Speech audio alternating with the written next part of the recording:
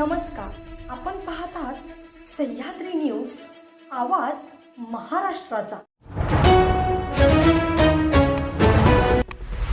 मुदत संपलेली औषधे दिली रस्त्याच्या कडेला उघड्यावर फेकून पत्रकार आणि पोलिसांच्या सतर्कतेने पर्यावरणाची आणि जनावरांची जीवितहानी टळली।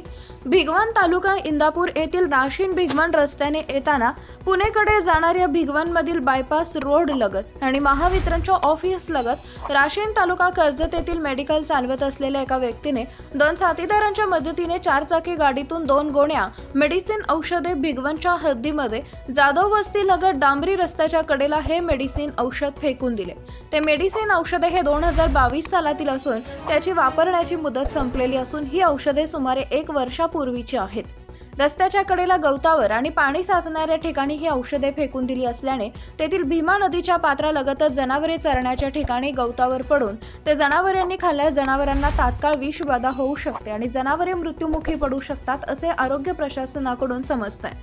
सदरचा संपूर्ण झालेला प्रकार पत्रकार बबनराव दहितोंडे यांनी स्वतःच्या कॅमेऱ्यात कैद करून हा सर्व प्रकार भिगवण येथील पोलीस स्टेशनमध्ये पोलीस उपनिरीक्षक रुपेश कदम यांना सांगितला।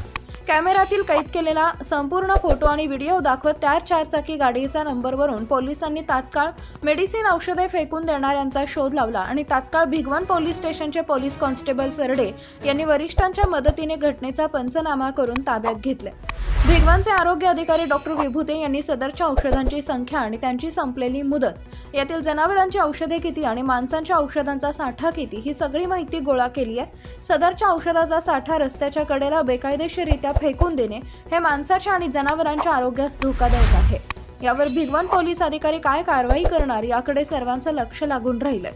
सह्याद्री न्यूज, आवाज महाराष्ट्राचा विशेष प्रतिनिधी संजय शिंदे, भिगवण, पुणे।